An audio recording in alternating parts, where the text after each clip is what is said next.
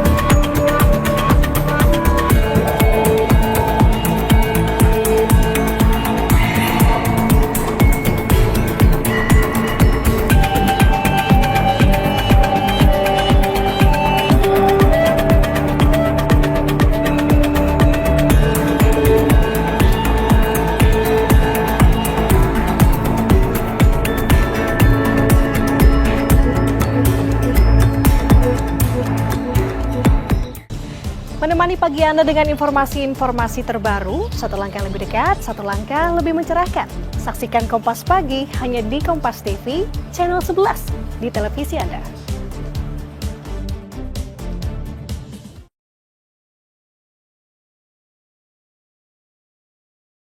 Ya, pertama-tama terima kasih teman-teman media. Memang kita baru saja selesai tadi sesi Bapak Presiden bertemu langsung dengan 12 perusahaan investasi terbesar di dunia, malah ada ikut dari ada 12 dengan total kurang lebih kalau aset under management itu dikumpulkan itu 16 triliun US dollar. Dan diskusinya tadi cukup panjang, kurang lebih 2 jam dari tadinya hanya diperkirakan sejam, karena diskusinya very fruitful, very produktif. Ya, pertama-tama Bapak Presiden menyampaikan mengenai Indonesia dan juga apa langkah-langkah ke depan yang terus dilakukan Indonesia dalam rangka meningkatkan iklim investasi, meningkatkan kestabilan, perekonomian, certainty, dan yang lain-lain. Dan kemudian dilanjutkan dengan one-on-one dari 12 perusahaan yang hadir itu, masing-masing memberikan masukan, memberikan inputan, dan karena kita dari Danantara melakukan engagement dan juga pertemuan yang cukup intens, Pak Pandu yang kami minta melakukan pembicaraan itu, dan potensi ada beberapa kerjasama dengan mereka, karena memang kalau dilihat selama ini para perusahaan investasi besar ini mungkin belum, kalau saya bilang belum tergarap secara optimal. Mereka lebih banyak berinvestasi di negara-negara lainnya. Nah, kebetulan dengan kehadiran Danantara ini, mereka juga mempunyai potensi sebagai local partner Danantara, dan itu memberikan kenyamanan dan confidence juga, karena kita bisa bersama-sama investasi tidak hanya di Indonesia tapi juga di luar Indonesia. Nah, mereka memberikan masukan juga terutama mengenai konsistensi kebijakan, rule of law, kemudian juga mengenai pasar modal, pengembangan pasar modal, kemudian mereka juga menyampaikan risiko-risiko yang terukur, yang itu yang juga perlu kita lihat, dan mereka juga menyatakan dan memuji juga kebijakan Bapak Presiden yang selama ini sudah dilakukan, yang membuat mereka sekarang melihat Indonesia itu lebih besar. Bapak Presiden menyampaikan di awal bahwa selama ini mungkin Indonesia dikenal as a sleeping giant, tapi kita nggak mau sleeping anymore. Now it's time kita bangun dan bersama-sama mengembangkan dan meningkatkan perekonomian di Indonesia. Nah, jadi ada beberapa potensi kerjasama, baik itu di bidang teknologi, harapan juga ada transfer knowledge di bidang renewable energy, infrastruktur, real estate, dan juga digital economy. Itu juga diantaranya yang disampaikan ke kami, dan juga ada salah satu fund juga yang bagaimana bisa mengembangkan entrepreneur atau para dunia usaha, pengusaha, dan oleh sebab itu ada Pak Andi juga ke depannya. Jadi ini adalah pertemuan yang sangat fruitful, dan ini juga memberikan mengenai presence Indonesia itu di mata dunia ini makin baik, karena Indonesia juga selalu menjaga kestabilan, itu menjadi sangat penting buat mereka, dan ada continuity dari semua kebijakan ini berjalan dengan baik.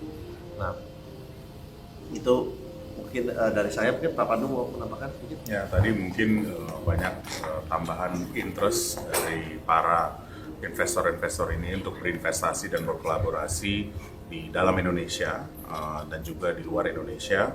Tapi yang ditambahkan juga adalah bagaimana bisa membuat partnership langsung, di mana mereka bisa membuka kantor langsung di Indonesia untuk investasi yang mereka lakukan. Karena bahasa mereka boots on the ground itu sangat penting, dan mereka sangat apresiasi bahwa Presiden bisa menerima mereka semua. Jadi ini juga mungkin bisa ditambahkan banyak yang terbang dari Los Angeles, dari New York, ada yang dari London, dari Eropa yang hadir untuk bisa berbicara dan berdiskusi langsung dengan Bapak Presiden selama 2 jam terakhir ini.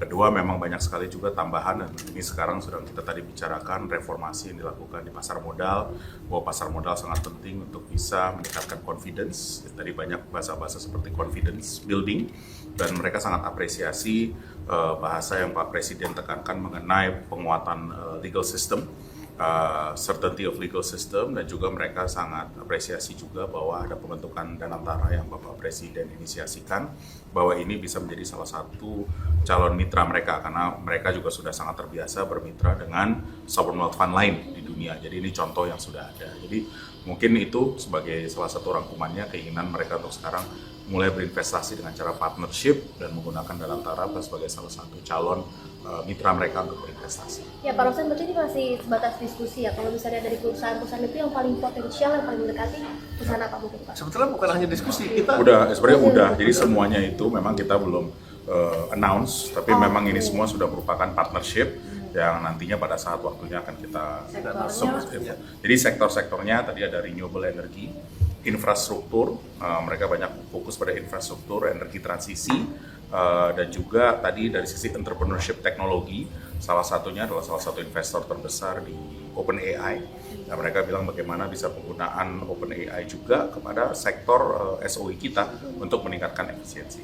Ya, jadi ini sebetulnya bukan hanya diskusi, tapi tadi Pak Pandu sampaikan sudah berjalan lebih lanjut, dan tadi ada ini terakhir juga salah satu karena kita juga Bapak Presiden juga sangat apresiasi, senang karena yang datang ini benar-benar CEO level CEO atau presidennya langsung gitu, dan kita juga happy karena itu yang benar-benar datang, jadi bukan level 2 itu benar-benar level 1 atasnya. Dan tadi karena kebetulan salah satunya adalah ada owner majority dari Chelsea, Lakers juga ada Dodgers, dan dia berjanji mau bawa klub Chelsea dan Lakers ke Indonesia. Untuk ada kerjasama dan melakukan pertandingan seperti itu. Ya mungkin dari Pak Adin ada tambahan? Kerjasama dari Kadin melihat ini gimana Ya, Pak? pertama-tama kami kan mewakilkan dunia usaha. Kami melihat sendiri bahwa satu, tadi Danantara itu sangat diapresiasi sebagai mitra dagang daripada CEO-CEO tadi. Dan yang kedua, tentunya kami melihat juga Pak Presiden menekankan untuk tata kelola perusahaan dan juga kepastian daripada hukum. Dan itu sangat benar-benar digarisbawahi dan diapresiasi. Nah, kami melihat mereka semua itu yang disampaikan tadi oleh Pak Menteri Rosan, 16 triliun US dollar, mereka itu kan ada di pasar modal. Sehingga mereka bisa bergerak anytime, dan sekarang pun juga sudah di dalam. Nah, berikutnya yang kita lihat memang dengan berhasilnya government spending dari pemerintah dengan program seperti MBG tadi juga disampaikan, lalu juga dari sisi konsumsi domestik juga naik, lalu ekspor import dipuji juga dengan adanya perjanjian dengan Amerika dan lain-lain. Ya sekarang bicaranya banyak mengenai investasi yang tentunya sangat berkembang dari FDI dan juga yang investasi Danantara. Jadi saya melihatnya dari dunia usaha senang sekali, apalagi Danantara selalu berpikir bagaimana untuk de-risking atau mengurangi resiko, dan juga untuk crowd in atau sama-sama masuk bergotong royong membangun suatu ekonomi. Dan saya rasa ini sangat positif, dan kami tentunya sangat berterima kasih diajak dan menyambut baik semuanya. Oke, terima kasih. Kecepatan informasi dan akurasi data adalah komitmen kami. Satu langkah lebih dekat, satu langkah lebih terpercaya. Saksikan Kompas Petang di Kompas TV, channel 11 di televisi Anda.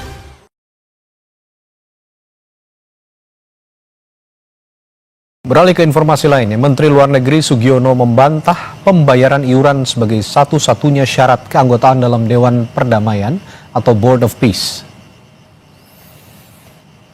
Dalam keterangannya di Washington DC, Menlu menegaskan bahwa Indonesia telah resmi menjadi anggota BOP tanpa adanya kewajiban pembayaran iuran. Menurut Menlu, kontribusi setiap negara dalam misi perdamaian dunia bersifat sukarela dan dapat diwujudkan dalam berbagai bentuk, mulai dari pendanaan hingga pengiriman pasukan perdamaian. Untuk menjaga stabilitas di kawasan Gaza, di mana Indonesia akan mengirim 8.000 pasukan perdamaian ke Palestina. Nggak ada. Jadi dari awal saya bilang, ini yang namanya itu bukan iuran keanggotaan, bukan syarat keanggotaan, tidak. Kita sekarang sudah anggota, nggak perlu bayar juga nggak apa-apa. Berarti Indonesia nggak akan bayar. Tapi kalau misalnya kemarin tuh kita mau jadi anggota permanen, ada kontribusi. Ada kontribusi 1 miliar itu kan gitu. Mas menegaskan berarti ada. Ya, tunggu dulu, jelas dulu nih. Okay. Bukan kemudian kita sekarang karena belum bayar kita bukan anggota board office loh. Ada yang uang, ada yang pasukan, ada yang orang per orang kirim ke rekening yang di World Bank kemarin. Presiden Amerika Serikat Donald Trump menyebut 9 negara anggota Board of Peace sudah menyumbang iuran sebesar total 7 miliar dolar Amerika Serikat atau sekitar 118 triliun rupiah. Mereka adalah Kazakhstan, Azerbaijan, Uni Emirat Arab, Maroko, Bahrain, Qatar, Arab Saudi, Uzbekistan, dan Kuwait. Selain 9 negara itu, Amerika juga berkomitmen menyumbang 10 miliar dolar atau sekitar 168 triliun rupiah untuk Dewan Perdamaian. We have today, and I'm pleased to announce that Kazakhstan, Azerbaijan, UAE, Morocco, Bahrain, Qatar, Saudi Arabia, Uzbekistan, and Kuwait have all contributed more than $7 billion toward the relief package. That's great. Thank you, fellas. Thank you.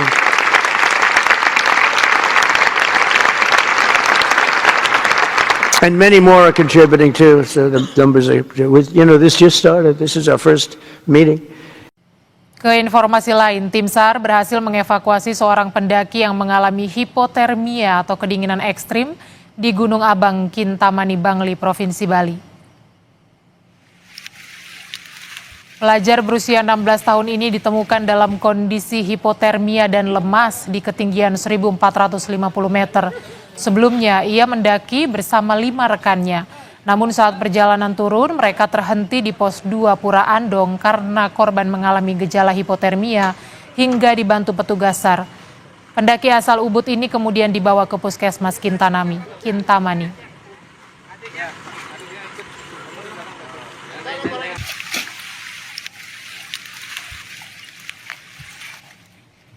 Pulang ya, Uwi, Siraja, Tedamang. Ditelepon siapa?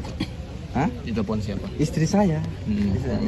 Ya pulang Siraja, terus ngelantur panas. Saya pulang. Teman saya turun di Mahesa, saya pulang ke rumah. Pas sampai di rumah, saya kaget melihat kondisi anak saya yang kulitnya pada melepuh. Saya tanya, "Mah, kenapa ini kulitnya Siraja seperti ini?" Gitu. Dia jawab, "Ini kan sakit panas ya, jadi pada melepuh." Nah, saya pikirnya ya nanti ya udah beli salep gitu, dibawalah ke rumah sakit gitu. Saya istirahat di kamar, siangnya dia ngomong, "Ya orang ke rumah sakit bawa Siraja teh," kata dia juga. Dibawa ke rumah sakit, tidak lama kemudian ini datang. Si ayah datang, Haji Isep, ditanya lah ini anak, gitu ditanya. Ya ngaku dikasih minum air panas. Makanya itu ada di dalam video, saya sempet brutal gitu. Punya anak angkat 2 ya, yang satu istri, yang satu laki-laki. Tapi anak angkat ya, bukan anak dia. Nah, memang kalau berantem anak saya dengan anak itu, anak dia itu kelas 2 SMA ya. Waktu itu, sekarang berarti kelas 3. Anak saya kelas 6 SD. Kalau berantem sama anak itu yang dihantam anak saya. Pas terjadi penganiayaan yang saya laporkan 1 tahun yang lalu di Polres, itu gara-gara berantem sama anak itu. Jadi ini sudah pernah terjadi, cuman dimediasi sama Pak Haji Isep. Dia sujud ke saya, jangan lapor, Mama mau tobat, kan gitu, mau tobat. Arek bager walah, gitu. Akhirnya terjadi perdamaian. Sebetulnya laporan yang di Polres pun belum saya cabut yang tahun lalu. Itu benar-benar ya, itu saksinya kan Triki lah. Dorong ingin sekali saya melakukan otopsi karena saya ingin tahu intinya seperti itu. Ingin memastikan. Saya nggak bisa nuduh sembarangan, nggak bisa, nanti kenanya fitnah. Nanti saya juga dituntut lagi sama orang. Saya nggak mau, makanya saya mendorong, minta tolonglah ke Ustadz Abdul Rahman, ke saya, ya tolong saya mau otopsi. Kemarin sebetulnya sempat mau gagal otopsi karena saya banyak pertimbangan, anak saya kan di black. Saya kasihan, tapi daripada saya penasarannya panjang nggak apa-apa lah.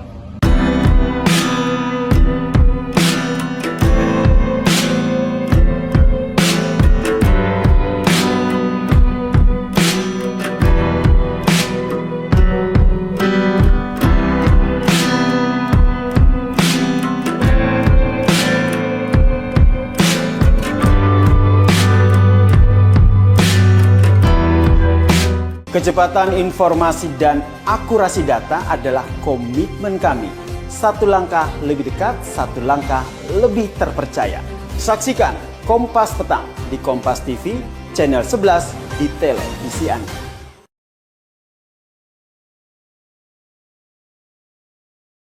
Saudara, diduga dianiaya ibu tiri, anak berusia 12 tahun meninggal dunia dengan kondisi luka bakar, saudara. Kita bahas bersama dengan dokter penanggung jawab pasien DPJP RSUD Jampang Kulon, Dr. Sulaiman Arigayota.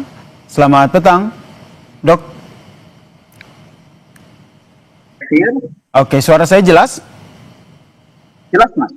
Dokter, sebagai penanggung jawab pasien saat itu pertama kali tiba, kondisinya seperti apa, Dok? Bisa diceritakan? Baik, Mas Yasir. Jadi benar bahwa pasien atas nama Nizam ini datang ke IGD Rumah Sakit Umum Daerah Jampang Kulon, di mana saat pertama sekali datang ke IGD, kita langsung ditangani oleh dokter triase untuk memilah apakah ini mengalami kegawat daruratan atau tidak. Ternyata kita menemukan kegawat daruratan, kemudian selanjutnya dilakukan pemeriksaan oleh dokter IGD. Setelah dari dokter IGD baru ke saya sebagai dokter spesialis anak untuk menjadi sebagai dokter penanggung jawab pasien. Benar, pasien ini saat datang ke IGD kita melakukan pemeriksaan dan melakukan anamnesa, pemeriksaan terhadap pasien, kemudian menanyakan kondisi pasien kepada ibu dan bapak pasien yang datang saat itu mengantarkan pasien. Dari pemeriksaan memang kita menemukan keluhan utama yang disampaikan oleh keluarga adalah ada luka di tubuh pasien. Dari pemeriksaan yang kami dapatkan, memang kami temukan berbagai luka di beberapa posisi di tubuh pasien, mulai dari wajah, sekitar mata, hidung, kemudian di beberapa bagian di tubuh, kemudian di anggota gerak tangan dan kaki, di mana lukanya ini berbagai kondisi, ada yang sudah sedikit mengering, ada yang luka lebam, kemudian ada yang terkesan seperti luka bakar. Nah, termasuk ada luka bakar begitu ya? Karena informasinya korban ini meninggal akibat luka bakar yang derita begitu. Saya mau konfirmasi betul demikian atau ada luka lain yang mengakibatkan akhirnya korban meninggal dunia? Baik, Mas Yaskif. Jadi kita belum dapat menyimpulkan bahwa ini benar apakah luka bakar atau ada luka yang lain, karena dari pemeriksaan tidak sepenuhnya ini terkesan seperti luka bakar, tapi seperti yang tadi saya sampaikan bahwa di tubuh pasien ini ada beberapa luka dengan berbagai kondisi, jadi tidak bisa kita menyimpulkan bahwa ini murni sebagai luka bakar saja. Oke, saya mau konfirmasi informasi yang beredar bahwa kondisi paru-paru korban ini juga dalam kondisi yang memang sudah rusak akibat meminum air panas. Saya ingin konfirmasi betul demikian yang ditemukan.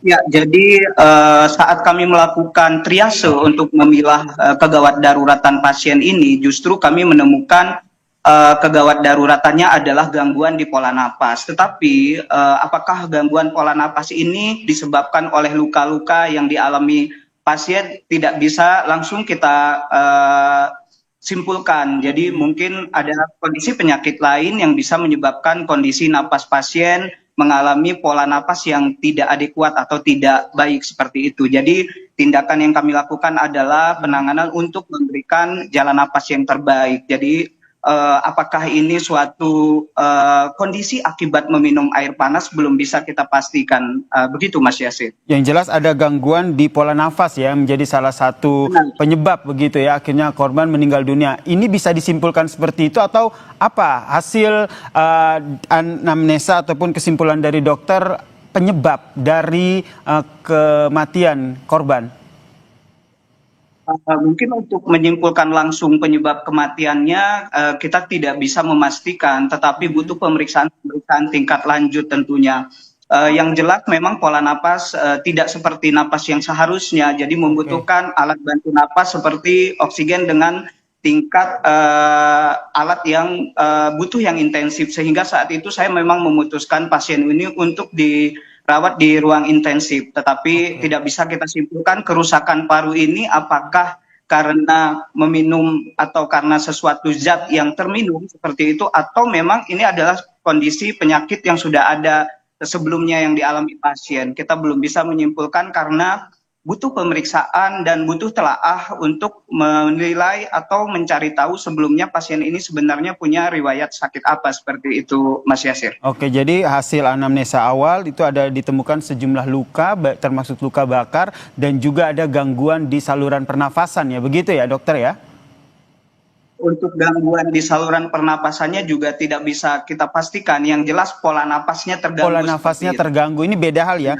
Pola nafasnya terganggu. Ini apakah juga pada saat anamnesa awal ini juga diketahui sebenarnya korban ini memiliki penyakit bawaan atau seperti apa? Kalau kita langsung memastikan tentu belum bisa secepat itu Mas Yasir. Masih butuh pemeriksaan tingkat lanjut seperti pemeriksaan radiologi, misalnya ada pemeriksaan ronsen, kemudian pemeriksaan laboratorium dasar, dan tentu pemeriksaan laboratorium tingkat lanjut seperti itu, dan itu belum sempat kita lakukan karena kita masih menangani kegawat daruratan saja. Andai kegawat daruratan telah terlewati, pasien sudah tenang, barulah kita melakukan pemeriksaan tingkat lanjut untuk mencari tahu sebenarnya penyebab kematiannya apa, seperti itu Mas Yasir. Ya, ini ingin saya dalami juga tentu adalah terkait dengan seperti apa begitu luka lebam maupun luka bakar yang diderita oleh korban. Ini yang masih akan saya tanyakan dok, tapi nanti akan kita bahas usai jeda, dan usai jeda saya juga akan mengajak Komisioner KPAI Ibu Diah Puspitarini untuk bergabung bersama kami untuk membahas terkait dengan kasus ini. Tetaplah bersama kami di Kompas Petang, saudara.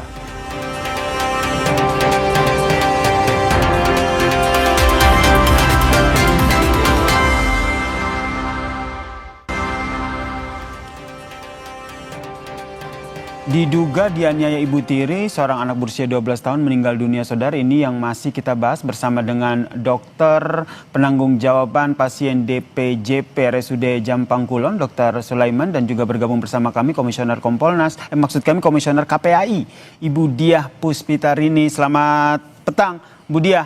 Saya ke Dr. Sulaiman dulu, dok. Pada saat korban datang, bisa tergambarkah bagaimana kondisi psikis korban, kemudian ia didamping oleh siapa saja?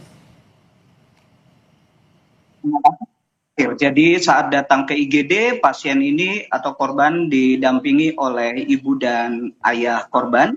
Saat itu kondisi pasien memang terlihat mengalami gangguan napas, jadi untuk psikologis seperti agak terganggu, tetapi kita tidak bisa menyimpulkan ini apakah murni gangguan psikologis atau karena sedang menahan rasa sakit. Jadi terkesan memang sedikit ada permasalahan psikologis, tapi kesimpulan saya tidak bisa menyimpulkan ini murni mengalami gangguan psikologis atau memang karena sedang menahan rasa nyeri sehingga tidak mampu menjawab pertanyaan kita dengan baik. Seperti itu Mas Yasir. Yang mendampingi siapa saja saat itu terpantau? Saat di IGD yang mendampingi ibu dan ayah pasien, Mas Yasir. Ibu yang dimaksud Ibu Tiri, begitu ya? Iya, Ibu Tiri. Oke. Baik, saya ke Bu Diah. Bu Diah, tentu kita masih menunggu hasil penyelidikan dari polisi, otopsi juga hasilnya belum keluar. Tapi kemungkinan seperti apa yang dilakukan oleh Ibu Sambung terhadap seorang anak ini? Karena diduganya memang dia dianiaya oleh Ibu Tiri. Jadi yang pertama kami turut prihatin dan menyampaikan duka yang mendalam atas meninggalnya Ananda N yang tentu saja kita masih mencari tahu ya penyebab kematiannya. Namun yang jelas kalau kami melihat apakah ini ada kaitannya dengan KDRT ya. Dalam KDRT kekerasan dalam rumah tangga itu ada beberapa jenis. Kemudian kalau kami mensinyalir, kami juga berkomunikasi ya, mencoba berkomunikasi dengan pihak kepolisian Polres Sukabumi. Kami mensinyalir ini ada kaitan dengan felisida, Mas. yakni pembunuhan yang dilakukan oleh orang tua kepada anak. Walaupun mungkin atas dasar ketidaksengajaan, tetapi gejala ini atau mungkin statement ini kami ungkapkan karena kami melihat dari riwayat si anak ini juga mengalami kekerasan berkali-kali oleh orang yang sama. Kemudian yang kedua, ayahnya pernah melaporkan tahun yang lalu atas dugaan kekerasan, dan sebenarnya kalau kita melihat foto-foto saja itu sudah bukti salah satu bukti bagaimana si anak ini juga mengalami kekerasan yang terjadi di dalam rumah tangga. Namun, jadi mohon maaf saya potong Mbak Dia, berarti dari KPAI sendiri sudah dapat informasi betul bahwa korban ini sebelumnya sudah mengalami penganiayaan dari orang yang sama? Ya betul, kami mendapatkan informasi demikian, Mas. Oke, kemudian salah satu bukti yang akhirnya menyebut bahwa ibu tirinya atau ibu sambungnya yang menjadi yang diduga melakukan penganiayaan adalah video yang tersebar. Mungkin dokter dan juga Mbak Dia juga sudah melihat ketika ditanyakan siapa yang melakukan pemukulan secara terbata-bata dengan kondisi yang sakit. Begitu ironi begitu kita melihat video tersebut, ia menyebut sang ibunya lah melakukan kekerasan itu. Dari potongan video ini sejauh mana akhirnya polisi bisa menjadikan hal ini sebagai bukti awal? Ya, saya kira itu sudah salah satu alat bukti ya, karena kan pengakuan dari anak yang bersangkutan ya. Terus yang kedua, ini juga harus ditunjukkan dengan otopsi. Makanya tadi perlu saya menekankan kembali ya dokter dan juga kepada pihak yang berwajib, otopsi ini otopsi dalam. Ya, memang waktu untuk otopsi dalam agak lama, tetapi ingat, saya khawatir ini nanti juga agak waktunya agak lama ya dok. Jadi kami juga berharap ada apsifor yang diturunkan, Mas. Asosiasi Psikolog Forensik. Untuk apa? Untuk menggali dan lebih jauh ya. Kenapa si anak ini apa yang terjadi, dan ini juga bisa menjadi alat bukti yang kuat selain otopsi. Walaupun otopsi itu sebenarnya sudah alat bukti yang sangat kuat, dan video kemarin ya. Itu dua alat bukti yang bisa kuat. Nah, kami melihat begini Mas, fenomena di Indonesia ini, dan kami mengkaji felisida, pembunuhan yang terjadi pada anak dan dilakukan oleh orang terdekat ini memang paling banyak adalah maternal felisida. Tahun 2024 itu ada 60 kasus ya felisida. Dengan pelaku ibu itu paling banyak, dan ibu ini juga ada ibu kandung, ada ibu tiri gitu ya. Nah, kemudian di tahun 2025 ada 40-an kasus ya. Ada datanya, kami punya datanya lengkap, by name by address juga. Tetapi menarik di kasus ini Mas Yasir, yang menarik di kasus ini, karena di kasus-kasus felisida itu biasanya anaknya ini usianya balita atau di bawah 6 tahun. Namun berbeda dengan kasus ini ya, anaknya sudah remaja begitu. Sehingga menjadi concern dari KPAI sendiri. Saya ke Dr. Sulaiman. Dr. Sulaiman, pada saat memeriksa atau melakukan anamnesa dengan korban, tentu berbincang begitu, menggali informasi. Saat itu adakah pertanyaan kepada korban, siapa yang melakukan, siapa yang membuat korban sehingga mendapatkan kondisi seperti itu? Ya. Terima kasih Mas Yasir. Jadi kita dokter triase saat itu melakukan anamnesa, sempat menanyakan kenapa keluhan ini sempat terjadi. Sempat tersebut dari mulut korban bahwa sempat menyebutkan nama teman dan ibu, hanya sekedar seperti itu. Karena kondisi gawat darurat, jadi kami tidak mendalami anamnesanya, tetapi kami lebih terfokus kepada penanganan kegawat daruratan seperti itu Mas Yasir. Jadi tidak ada pertanyaan spesifik yang kami ajukan, kenapa kondisi luka-luka dialami itu disebabkan oleh apa, seperti itu Mas Yasir. Tapi tadi sempat bertanya ya, dan jawabannya ada secara tidak anak, teman dan juga ibunya begitu ya? Benar. Mbak Dia melihatnya bagaimana ini akhirnya nanti konstruksi hukumnya itu betul-betul jelas begitu, sehingga keadilan untuk almarhum bocah berusia 13 tahun ini ditegakkan? Ya, kalau saya begini menyampaikan bahwa salah satu tugas KPAI adalah memastikan undang-undang perlindungan anak ya Mas ya. Dan kalau di ini kan jelas sekali, mau dia anak ini meninggal atau tidak, tetap diterapkan tuntutan di pasal 75 junto 80C. Jadi 76C junto 80 ya. Pasal itu jelas bahwa ada penyebab kekerasan. Nah, kalau kemudian nanti ternyata proses hukum ini masih ini ya, ini kan sudah jelas anak sampai meninggal. Maka kami meminta tambahan ya tuntutan dari pelanggaran Undang-Undang PKDRT, penghapusan kekerasan dalam rumah tangga. Sehingga apalagi kalau pelaku adalah orang terdekat itu ditambah sepertiga hukuman, Mas. Sepertiga jadi lebih tinggi begitu. Tetap mengawal kasus ini. Saya masih ke Dr. Sulaiman. Dr. Sulaiman, berarti keterangannya juga sudah dimintain oleh polisi terkait kasus ini? Sudah, Mas Yasir. Dan yang ingin saya tanyakan juga, biasanya untuk luka lebam ataupun luka bakar begitu, dari pemeriksaan awal tuh bisa tergambarkan tidak ini karena apa begitu? Apakah karena ini kena pukulan benda tumpul atau karena kekerasan? Bisa tergambarkan atau bisa disimpulkan awal tidak, Dok? Ya, jadi seperti saya sampaikan di awal, Mas Yasir, bahwa luka yang dialami oleh pasien ini ada dalam beberapa kondisi. Ada yang terkesan seperti masih baru, ada yang sudah terkesan mengering, ada yang hanya bengkak, lebam, ada yang melepuh seperti terkesan luka bakar. Jadi saya tidak bisa meyakinkan itu benar suatu luka bakar. Dan apakah ini suatu benturan benda tumpul juga sulit untuk dipastikan karena luka yang dialami itu ada dalam beberapa bentuk seperti itu, Mas Yasir. Oke, termaksud tadi luka bakar ini ya? Ini tuh luka bakar. Gimana, Mas? Jadi kita tidak bisa menyimpulkan, kami tidak bisa menyimpulkan itu murni luka bakar seperti itu, Mas Yasir. Masih harus butuh pemeriksaan tingkat lanjut untuk memastikan apakah ini benar suatu luka bakar atau karena luka traumatik benda tumpul seperti itu, Mas Yasir. Bisa dipresentasikan lukanya seberapa banyak di bagian tubuhnya? Ada lebih dari 12 tempat di beberapa area tubuh. Ada yang luka yang sudah terkesan sedikit mengering, berkeropeng begitu di sekitar mata kiri dan kanan, kemudian di hidung, di leher, kemudian di pundak, ada beberapa bagian di tangan dan kaki seperti itu, Mas Yasir. Oke, ini bisa jadi mengkonfirmasi apa yang disampaikan oleh Bu Dia tadi, bahwa sebenarnya kekerasan yang dialami oleh korban ini sudah beberapa kali oleh orang yang sama. Bisa dikatakan begitu, Bu Dia? Ya, secara tidak langsung begitu. Jadi begini, filisida itu sebenarnya bisa dilihat, Mas, sebelum kejadian.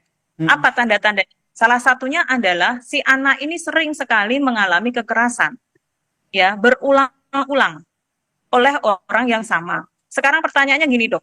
Maaf, saya jadi bertanya sama dokter ya. Nggak apa-apa, silakan. Sekarang pertanyaan, apa mungkin anak demikian ini menyakiti dirinya sendiri sejauh itu? Mohon maaf ya, kalau luka leher, dan selama ini kami mendampingi beberapa kasus luka leher, kemudian ada di bagian agak dalam, itu apa mungkin juga dia sendiri? Itu kan agak aneh ya, kalau memang Ya, terima kasih Bu Dia. Pertanyaan yang bagus sekali Bu. Tapi yang namanya mungkin tetap saja mungkin ya Bu ya. Tetapi kalau kita melihat, kalau bercerita mungkin, apa saja pasti mungkin Bu. Tetapi pada kasus ini kalau terkesan misalnya pasien mencederai dirinya sendiri, menurut informasi keluhan itu baru muncul. Jadi sangat tidak mungkin untuk mencederai diri sendiri. Tetapi saya tidak bisa juga menyimpulkan bahwa ini itu akibat dari traumatik, benturan benda atau benda panas yang menyebabkan luka bakar, atau justru mungkin masih ada hubungannya dengan penyakit medis yang sudah dialami pasien yang kebetulan saat ini menjadi koinsiden atau penyakit yang muncul keluhannya secara muncul beberapa hari sebelum dibawa ke rumah sakit seperti itu, Bu. Mas Yasir, mohon maaf, boleh saya berstatement, Mas? Boleh, silakan. Jadi begini, di beberapa kasus filisida ataupun juga kasus kekerasan pada anak, ini memang barangkali si anak ini sampai meninggal dunia ya. Di Sukabumi juga pernah ada anak ini meninggal dunia. Ya memang ada pendapat dokter yang mengatakan bahwa si anak ini sudah punya penyakit, tetapi bahwa kita tidak boleh menghilangkan ada kejadian kekerasan yang terjadi pada anak ini. Ya, dan salah satunya itu menjadi pemicu kenapa penyakit ini kemudian menjadi parah. Setidaknya itu jadi di beberapa kasus filisida sebelumnya. Nah, kami berharap kepada aparat penegak hukum untuk betul-betul mengungkap dengan transparan, kemudian juga memproses hukum ini dengan cepat, sehingga diskursus ataupun kebingungan masyarakat ini tidak berlarut, dan kita harus mencari ini segera dicegah. Jangan sampai kejadian ini terulang lagi, gitu kan Mas? Baik, ini harapan kita bersama ya, jangan sampai kejadian ini terulang kembali, dan KPI juga dan kita bersama ya begitu ya, tetap mengawal kasus ini karena sungguh ironi begitu ya, bocah yang masih berusia 13 tahun ini meninggal dunia diduga dianiaya oleh ibu tirinya. Terima kasih Dr. Sulaiman, terima kasih Bu Diah telah bergabung bersama kami di Kompas Petang. Salam sehat semuanya.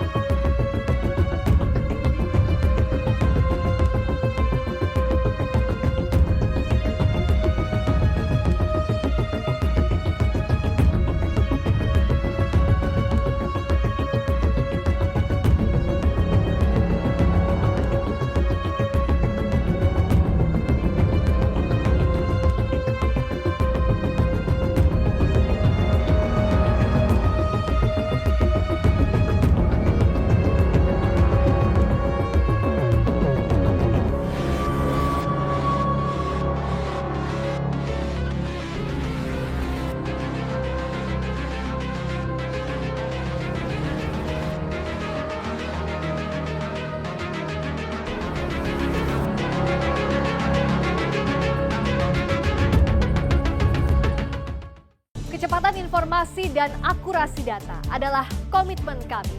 Satu langkah lebih dekat, satu langkah lebih terpercaya. Saksikan Sapa Indonesia Malam di Kompas TV channel 11 di televisi Anda.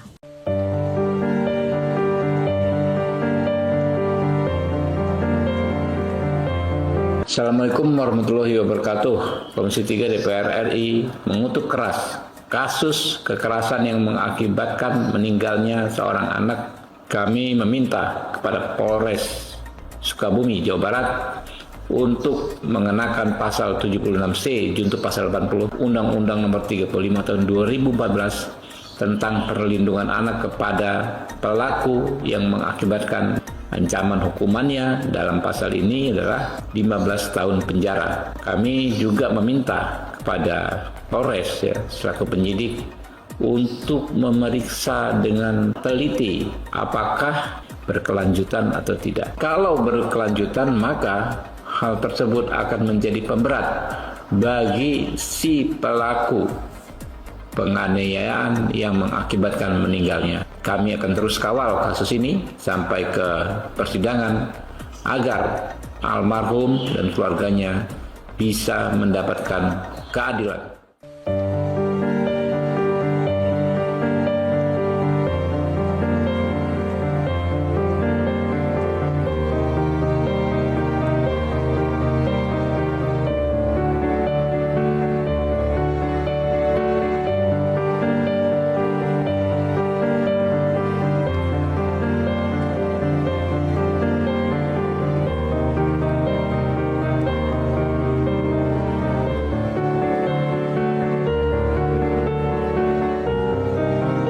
Kecepatan informasi dan akurasi adalah komitmen kami.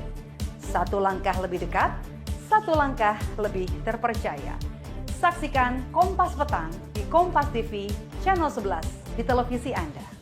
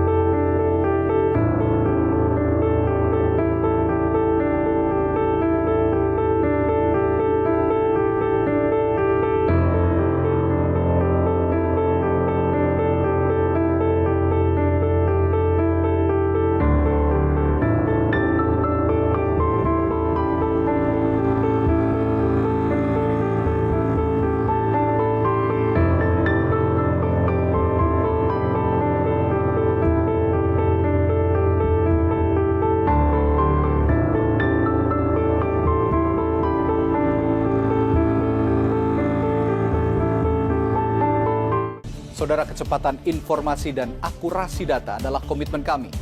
Satu langkah lebih dekat, satu langkah lebih terpercaya. Saksikan Sapa Indonesia Malam di Kompas TV Channel 11 di televisi Anda.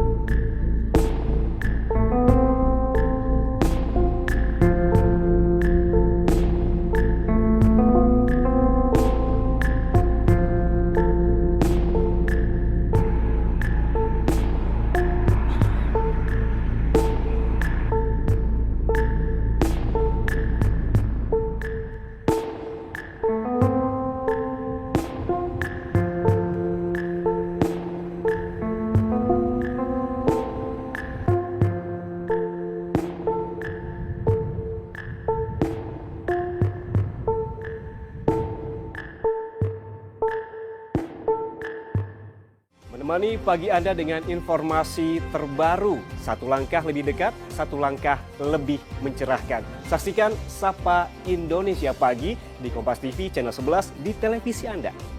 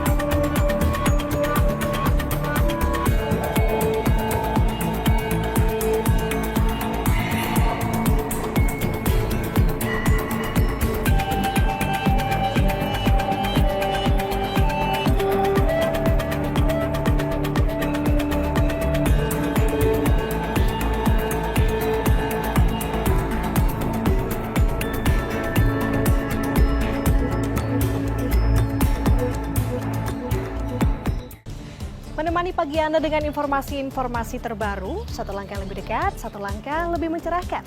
Saksikan Kompas Pagi hanya di Kompas TV, channel 11 di televisi Anda.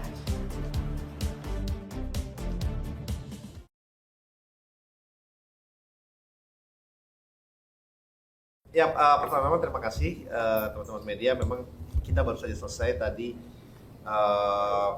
sesi Bapak Presiden bertemu langsung dengan 12 perusahaan investasi terbesar di dunia, malah ada ikut ada 12 dengan total kurang lebih kalau aset under management itu dikumpulkan itu 16 triliun US dollar.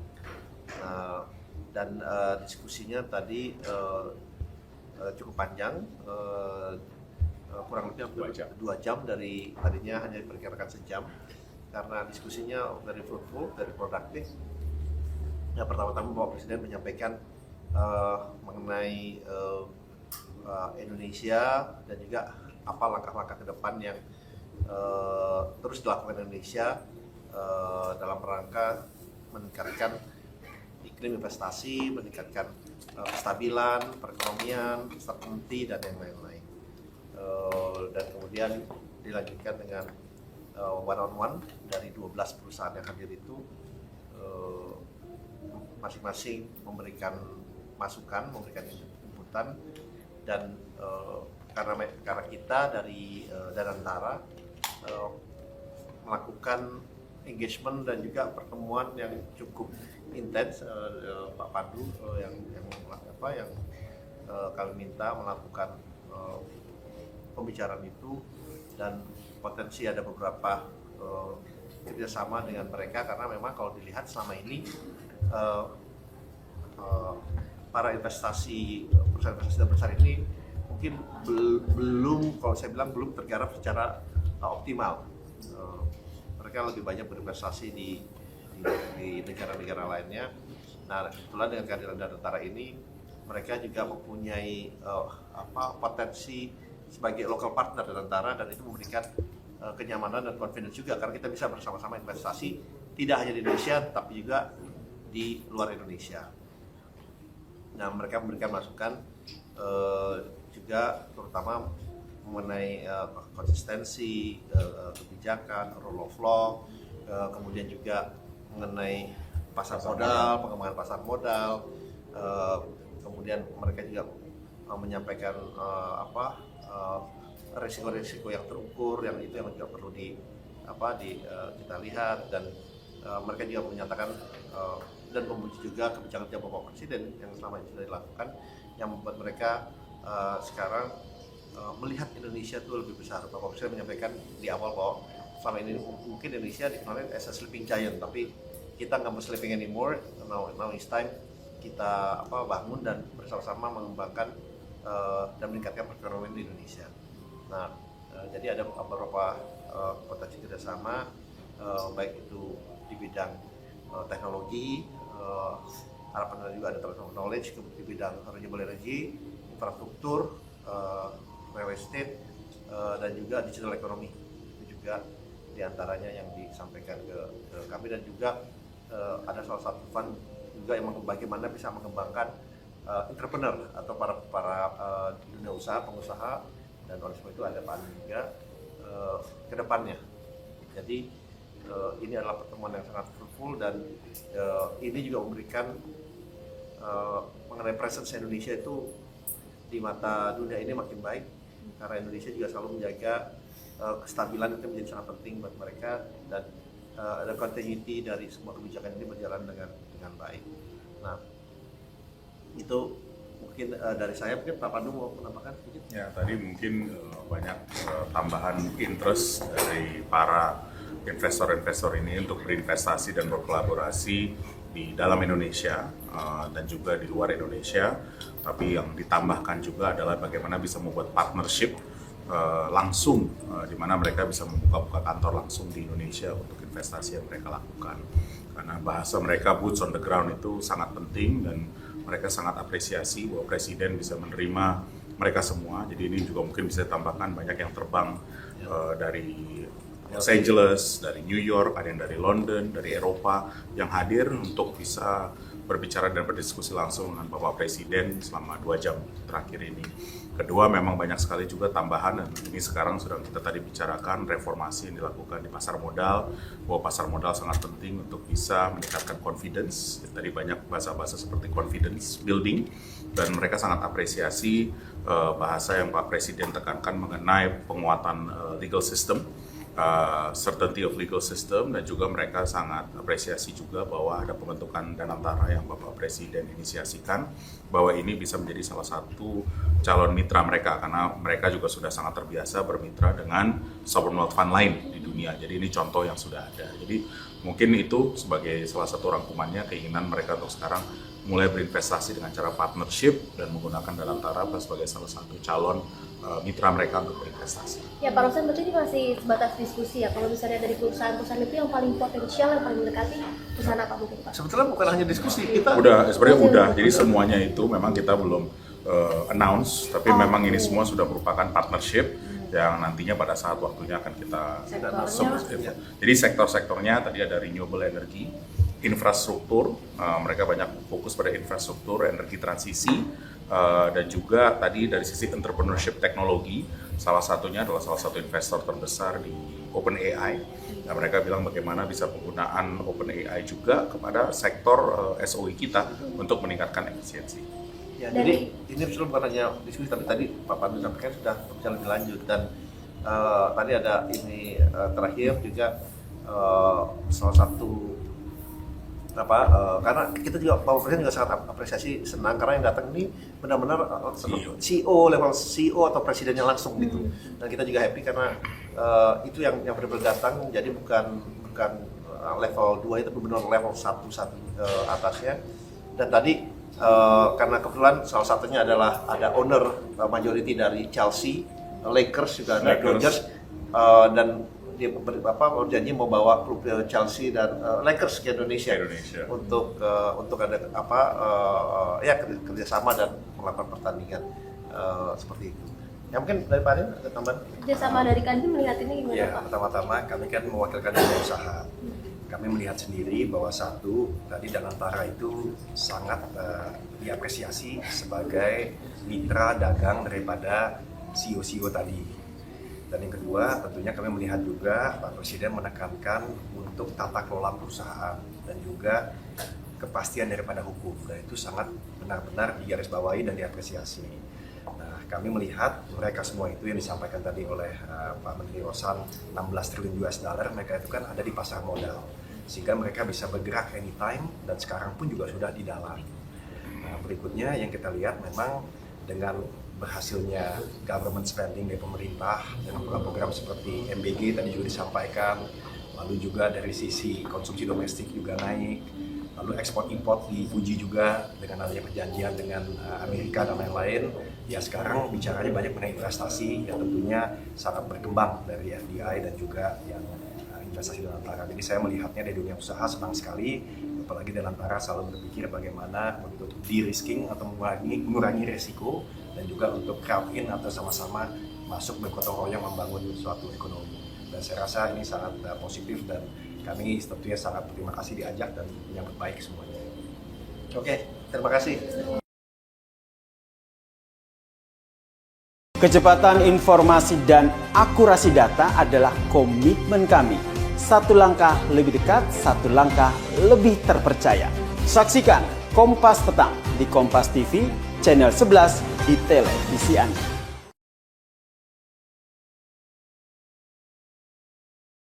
Beralih ke informasi lainnya, Menteri Luar Negeri Sugiono membantah pembayaran iuran sebagai satu-satunya syarat keanggotaan dalam Dewan Perdamaian atau Board of Peace.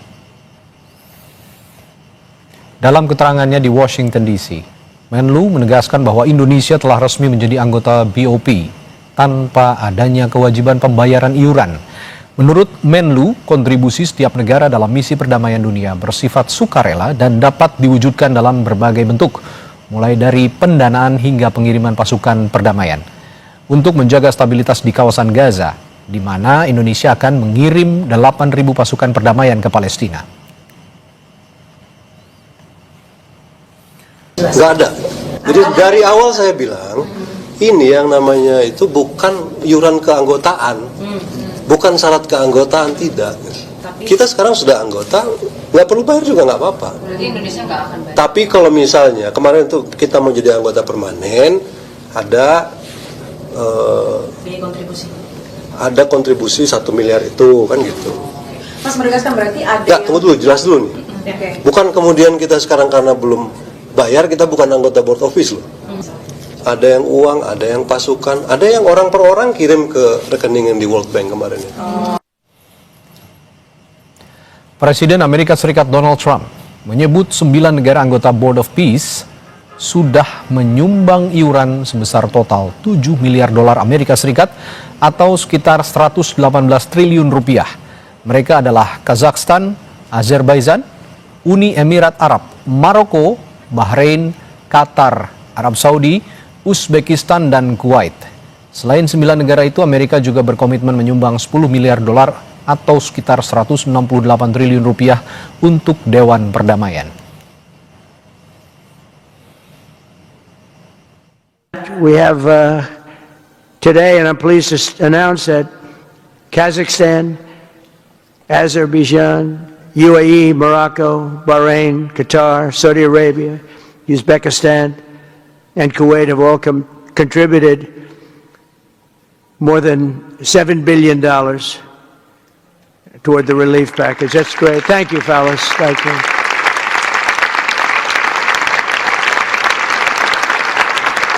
And many more are contributing too. So the numbers are, this just started. This is our first meeting. Ke informasi lain, tim SAR berhasil mengevakuasi seorang pendaki yang mengalami hipotermia atau kedinginan ekstrim di Gunung Abang, Kintamani, Bangli, Provinsi Bali. Pelajar berusia 16 tahun ini ditemukan dalam kondisi hipotermia dan lemas di ketinggian 1.450 meter. Sebelumnya, ia mendaki bersama 5 rekannya. Namun saat perjalanan turun, mereka terhenti di pos 2 Pura Andong karena korban mengalami gejala hipotermia hingga dibantu petugas SAR. Pendaki asal Ubud ini kemudian dibawa ke Puskesmas Kintamani.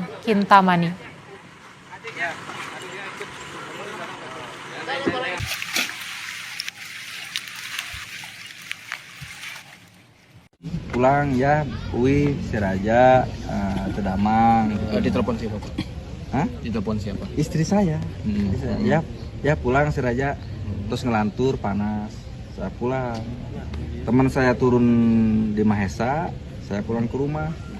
Pas sampai di rumah, saya kaget melihat kondisi anak saya yang kulitnya pada melepuh. Saya tanya, "Mah, kenapa ini kulitnya Siraja seperti ini?" Gitu. Dia jawab, "Ini kan sakit panas ya, jadi pada melepuh." Nah, saya pikirnya ya nanti ya udah beli salep gitu. Dibawalah ke rumah sakit gitu. Saya istirahat di kamar, siangnya dia ngomong, "Ya, orang ke rumah sakit bawa Siraja teh." Kata dia juga. Dibawa ke rumah sakit, tidak lama kemudian ini datang. Si ayah datang, Haji Isep, ditanya lah ini anak gitu, ditanya. Ya ngaku dikasih minum air panas. Makanya itu ada di dalam video, saya sempet brutal gitu. Punya anak angkat 2 ya, yang satu istri, yang satu laki-laki. Tapi anak angkat ya, bukan anak dia. Nah, memang kalau berantem anak saya dengan anak itu, anak dia itu kelas 2 SMA ya. Waktu itu, sekarang berarti kelas 3. Anak saya kelas 6 SD. Kalau berantem sama anak itu yang dihantam anak saya. Pas terjadi penganiayaan yang saya laporkan 1 tahun yang lalu di Polres, itu gara-gara berantem sama anak itu. Jadi ini sudah pernah terjadi, cuman dimediasi sama Pak Haji Isep. Dia sujud ke saya, jangan lapor, Mama mau tobat, kan gitu, mau tobat. Arek bager lah, gitu. Akhirnya terjadi perdamaian. Sebetulnya laporan yang di Polres pun belum saya cabut yang tahun lalu. Itu benar-benar ya, itu saksinya kan Triki lah. Dorong ingin sekali saya melakukan otopsi karena saya ingin tahu intinya seperti itu. Ingin memastikan. Saya nggak bisa nuduh sembarangan, nggak bisa, nanti kenanya fitnah. Nanti saya juga dituntut lagi sama orang. Saya nggak mau, makanya saya mendorong, minta tolonglah ke Ustadz Abdul Rahman, ke saya, ya tolong saya mau otopsi. Kemarin sebetulnya sempat mau gagal otopsi karena saya banyak pertimbangan, anak saya kan di black. Saya kasihan, tapi daripada saya penasarannya panjang nggak apa-apa lah.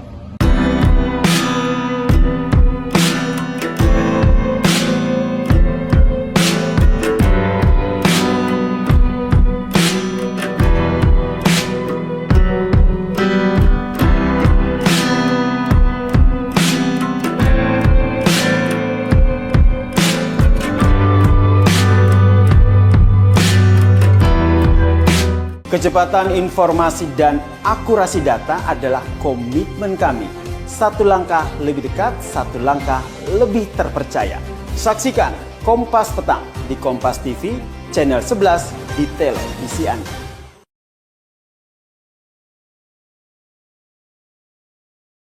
Saudara, diduga dianiaya ibu tiri, anak berusia 12 tahun meninggal dunia dengan kondisi luka bakar, saudara. Kita bahas bersama dengan dokter penanggung jawab pasien DPJP RSUD Jampang Kulon, Dr. Sulaiman Arigayota.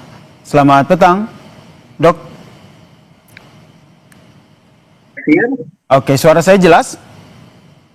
Jelas, Mas. Dokter, sebagai penanggung jawab pasien saat itu pertama kali tiba, kondisinya seperti apa, Dok? Bisa diceritakan? Baik, Mas Yasir. Jadi benar bahwa pasien atas nama Nizam ini datang ke IGD Rumah Sakit Umum Daerah Jampang Kulon, di mana saat pertama sekali datang ke IGD, kita langsung ditangani oleh dokter triase untuk memilah apakah ini mengalami kegawat daruratan atau tidak. Ternyata kita menemukan kegawat daruratan, kemudian selanjutnya dilakukan pemeriksaan oleh dokter IGD. Setelah dari dokter IGD baru ke saya sebagai dokter spesialis anak untuk menjadi sebagai dokter penanggung jawab pasien. Benar, pasien ini saat datang ke IGD kita melakukan pemeriksaan dan melakukan anamnesa, pemeriksaan terhadap pasien, kemudian menanyakan kondisi pasien kepada ibu dan bapak pasien yang datang saat itu mengantarkan pasien. Dari pemeriksaan memang kita menemukan keluhan utama yang disampaikan oleh keluarga adalah ada luka di tubuh pasien. Dari pemeriksaan yang kami dapatkan, memang kami temukan berbagai luka di beberapa posisi di tubuh pasien, mulai dari wajah, sekitar mata, hidung, kemudian di beberapa bagian di tubuh, kemudian di anggota gerak tangan dan kaki, di mana lukanya ini berbagai kondisi, ada yang sudah sedikit mengering, ada yang luka lebam, kemudian ada yang terkesan seperti luka bakar. Nah, termasuk ada luka bakar begitu ya? Karena informasinya korban ini meninggal akibat luka bakar yang derita begitu. Saya mau konfirmasi betul demikian atau ada luka lain yang mengakibatkan akhirnya korban meninggal dunia?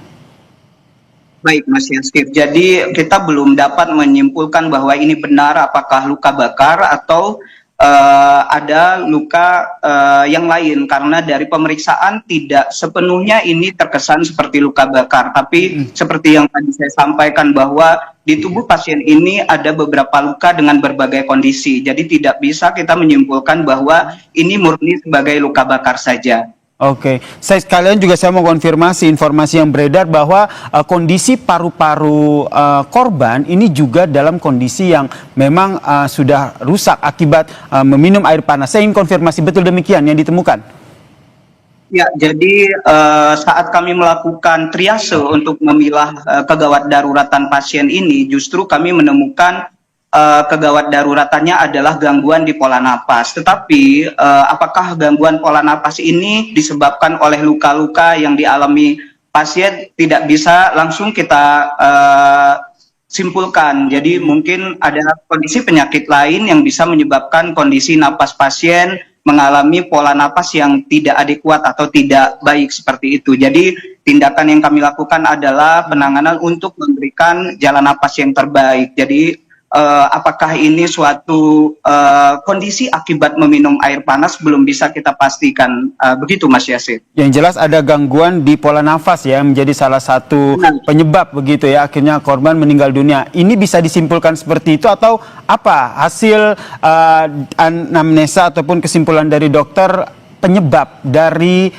kematian korban? Mungkin untuk menyimpulkan langsung penyebab kematiannya kita tidak bisa memastikan, tetapi butuh pemeriksaan tingkat lanjut tentunya.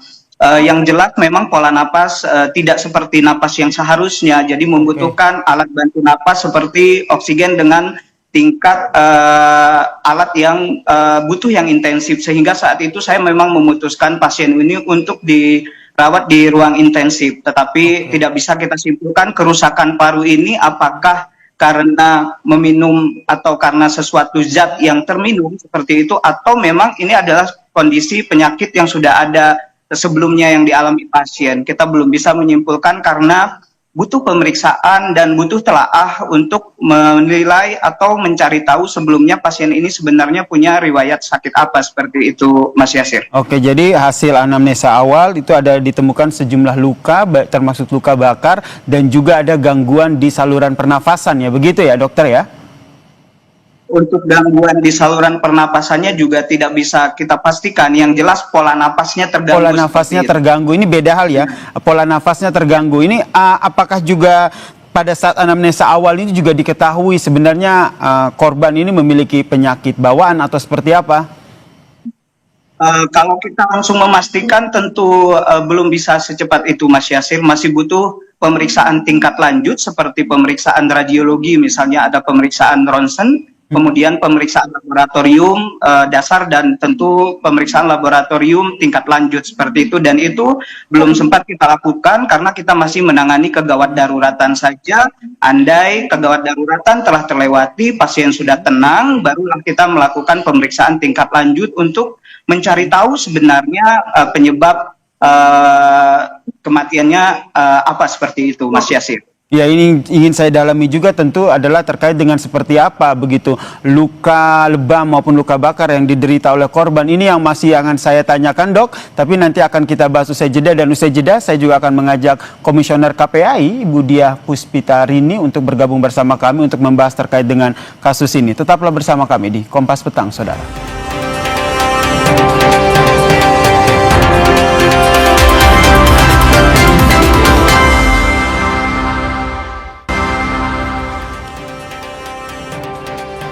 Diduga dianiaya Ibu Tiri, seorang anak berusia 12 tahun meninggal dunia, saudara. Ini yang masih kita bahas bersama dengan dokter penanggung jawaban pasien DPJP RSUD Jampang Kulon, Dr. Sulaiman, dan juga bergabung bersama kami Komisioner Kompolnas, Komisioner KPAI, Ibu Diah Puspitarini. Selamat petang, Bu Diah.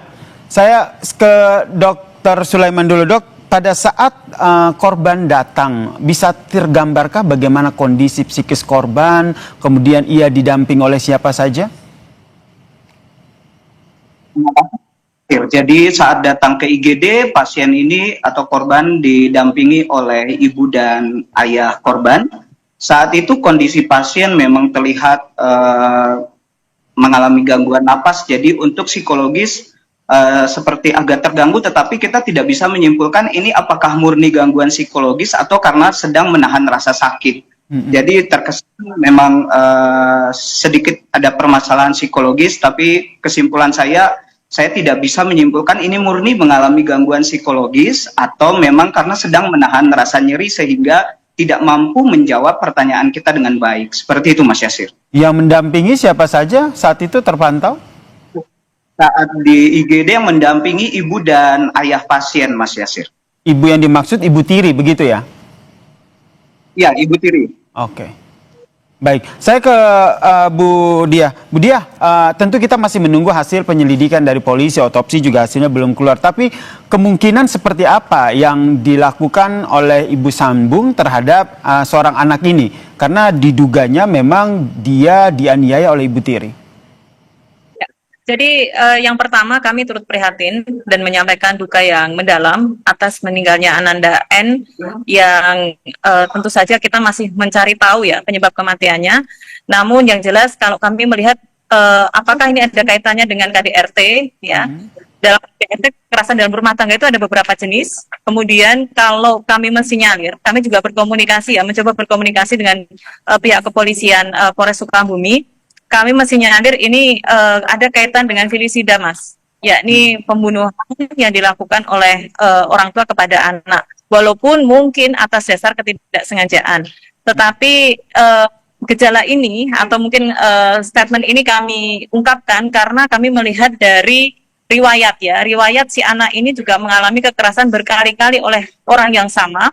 Kemudian yang kedua, ayahnya pernah melaporkan tahun yang lalu atas dugaan kekerasan.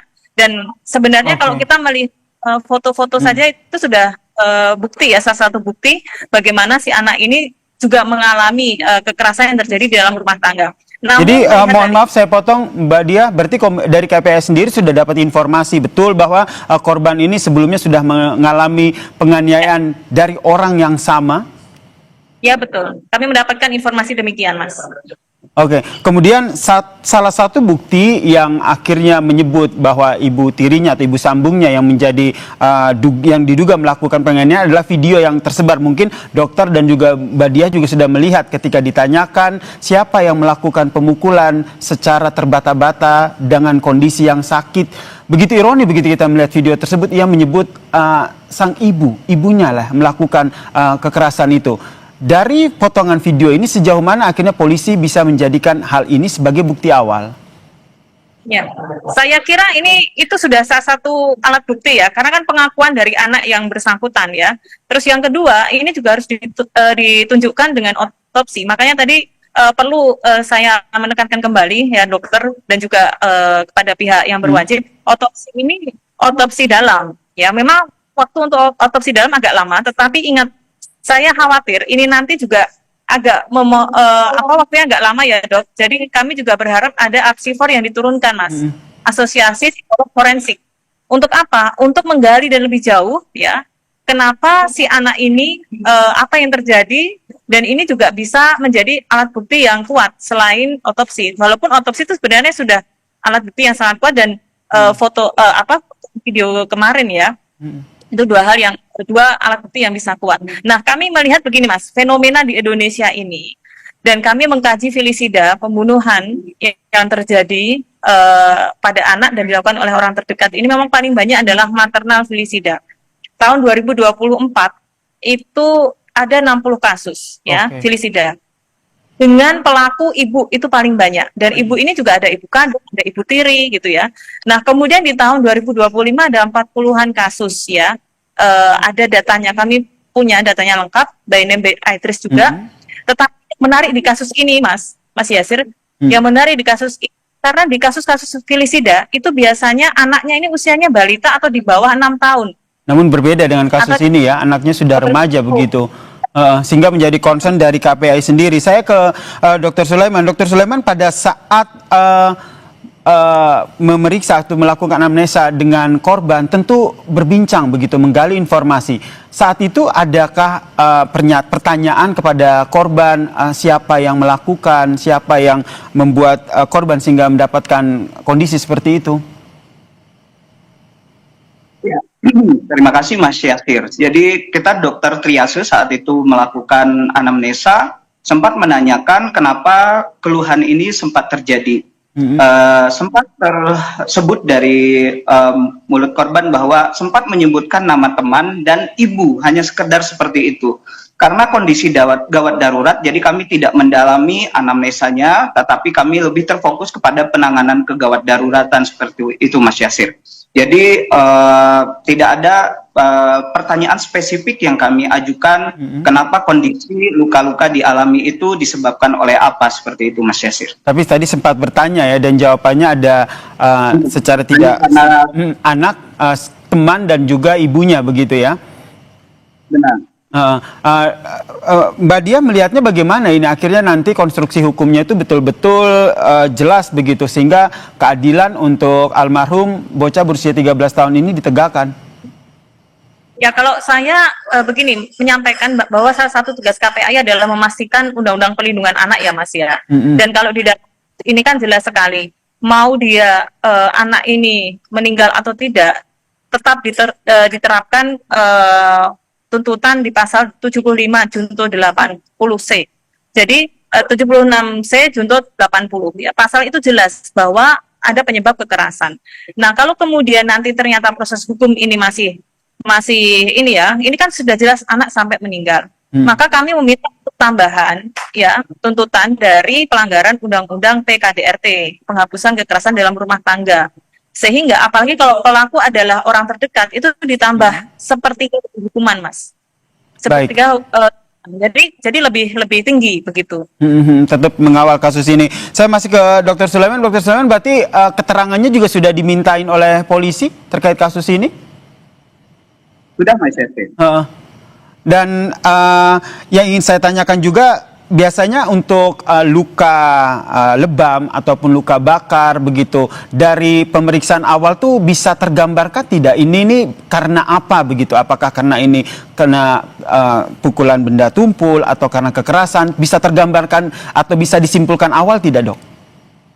Ya, jadi seperti saya sampaikan di awal, Mas Yasir, bahwa luka yang dialami oleh pasien ini ada dalam beberapa kondisi, ada yang terkesan seperti masih baru, ada yang sudah terkesan mengering, ada yang hanya bengkak, lebam, ada yang melepuh seperti terkesan luka bakar. Jadi saya tidak bisa meyakinkan itu benar suatu luka bakar. Dan apakah ini suatu benturan benda tumpul juga sulit untuk dipastikan karena luka yang dialami itu ada dalam beberapa bentuk seperti itu, Mas Yasir. Oke, termaksud tadi luka bakar ini ya? Ini tuh luka bakar. Gimana, Mas? Jadi kita tidak bisa menyimpulkan, kami tidak bisa menyimpulkan itu murni luka bakar seperti itu, Mas Yasir. Masih harus butuh pemeriksaan tingkat lanjut untuk memastikan apakah ini benar suatu luka bakar atau karena luka traumatik benda tumpul seperti itu, Mas Yasir. Bisa dipresentasikan lukanya seberapa banyak di bagian tubuhnya? Ada lebih dari 12 tempat di beberapa area tubuh.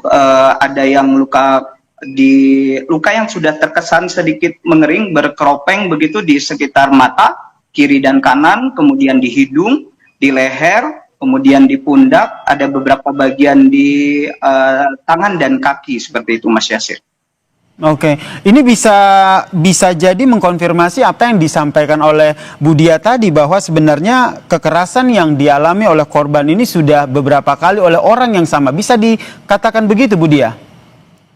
Ya, secara tidak langsung begitu. Jadi begini, filisida itu sebenarnya bisa dilihat, Mas, sebelum kejadian. Apa tanda-tanda? Salah satunya adalah si anak ini sering sekali mengalami kekerasan, ya, berulang-ulang oleh orang yang sama. Sekarang pertanyaannya gini, Dok. Maaf, saya jadi bertanya sama dokter ya. Gak apa-apa, silakan. Sekarang pertanyaan, apa mungkin anak demikian ini menyakiti dirinya sendiri sejauh itu? Mohon maaf ya, kalau luka leher, dan selama ini kami mendampingi beberapa kasus luka leher, kemudian ada di bagian agak dalam, itu apa mungkin juga dia sendiri? Itu kan agak aneh ya, kalau memang Ya, terima kasih Bu Dia. Pertanyaan yang bagus sekali Bu. Tapi yang namanya mungkin tetap saja mungkin ya Bu ya. Tetapi kalau kita melihat, kalau bercerita mungkin, apa saja pasti mungkin Bu. Tetapi pada kasus ini kalau terkesan misalnya pasien mencederai dirinya sendiri, menurut informasi keluhan itu baru muncul. Jadi sangat tidak mungkin untuk mencederai diri sendiri. Tetapi saya tidak bisa juga menyimpulkan bahwa ini itu akibat dari traumatik, benturan benda atau benda panas yang menyebabkan luka bakar, atau justru mungkin masih ada hubungannya dengan penyakit medis yang sudah dialami pasien yang kebetulan saat ini menjadi koinsiden atau penyakit yang muncul keluhannya secara muncul beberapa hari sebelum dibawa ke rumah sakit seperti itu, Bu. Mas Yasir, mohon maaf, boleh saya berstatement, Mas? Boleh, silakan. Jadi begini, di beberapa kasus filisida ataupun juga kasus kekerasan pada anak, ini memang barangkali si anak ini sampai meninggal dunia ya. Di Sukabumi juga pernah ada anak ini meninggal dunia. Ya memang ada pendapat dokter yang mengatakan bahwa si anak ini sudah punya penyakit, tetapi bahwa kita tidak boleh menghilangkan ada kejadian kekerasan yang terjadi pada anak ini. Ya, dan salah satunya itu menjadi pemicu kenapa penyakit ini kemudian menjadi parah. Setidaknya itu jadi di beberapa kasus filisida sebelumnya.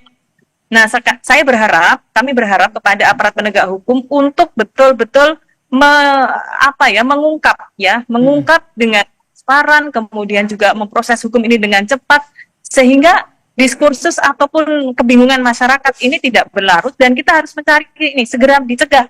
Jangan sampai kejadian ini terulang lagi, gitu kan Mas? Baik, ini harapan kita bersama ya, jangan sampai kejadian ini terulang kembali, dan KPI juga dan kita bersama ya begitu ya, tetap mengawal kasus ini karena sungguh ironi begitu ya, bocah yang masih berusia 13 tahun ini meninggal dunia diduga dianiaya oleh ibu tirinya. Terima kasih Dr. Sulaiman, terima kasih Bu Diah telah bergabung bersama kami di Kompas Petang. Salam sehat semuanya.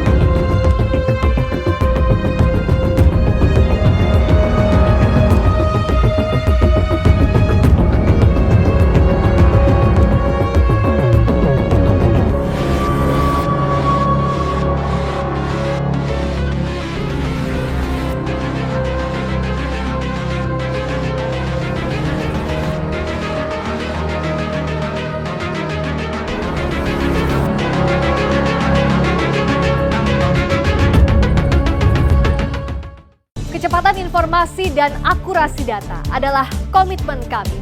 Satu langkah lebih dekat, satu langkah lebih terpercaya. Saksikan Sapa Indonesia Malam di Kompas TV channel 11 di televisi Anda.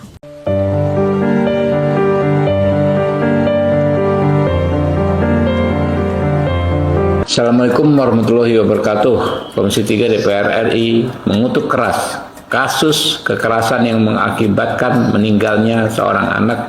Kami meminta kepada Polres Sukabumi, Jawa Barat untuk mengenakan pasal 76C junto pasal 80 Undang-Undang Nomor 35 Tahun 2014 tentang perlindungan anak kepada pelaku yang mengakibatkan ancaman hukumannya dalam pasal ini adalah 15 tahun penjara. Kami juga meminta kepada Polres ya, selaku penyidik untuk memeriksa dengan teliti apakah berkelanjutan atau tidak. Kalau berkelanjutan maka hal tersebut akan menjadi pemberat bagi si pelaku penganiayaan yang mengakibatkan meninggalnya. Kami akan terus kawal kasus ini sampai ke persidangan agar almarhum dan keluarganya bisa mendapatkan keadilan.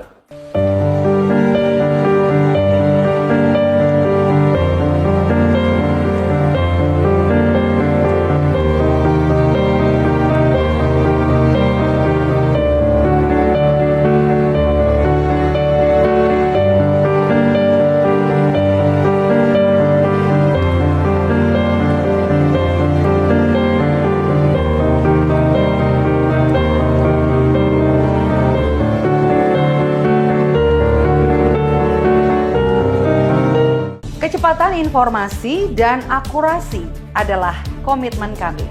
Satu langkah lebih dekat, satu langkah lebih terpercaya. Saksikan Kompas Petang di Kompas TV channel 11 di televisi Anda.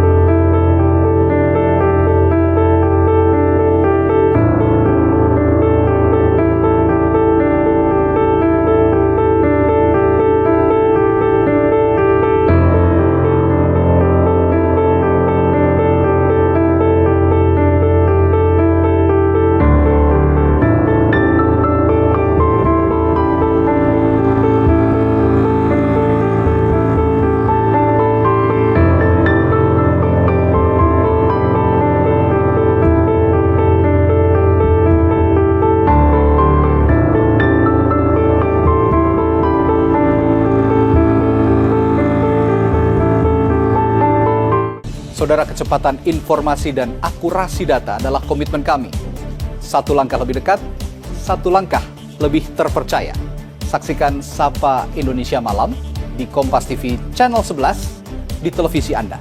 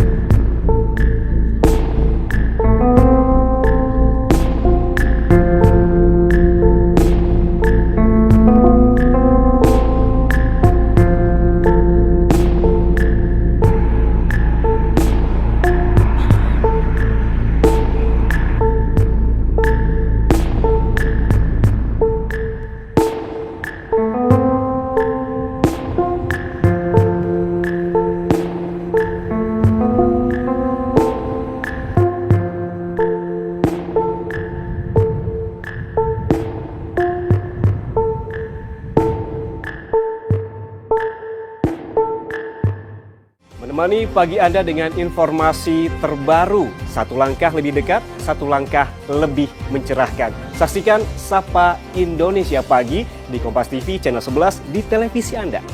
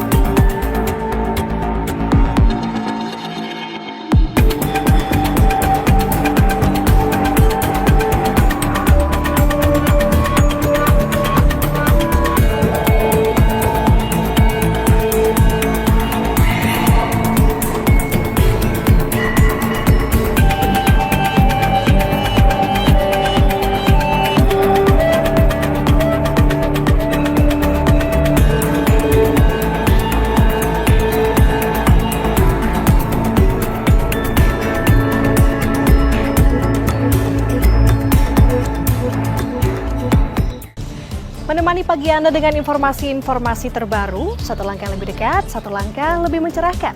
Saksikan Kompas Pagi hanya di Kompas TV, channel 11 di televisi Anda.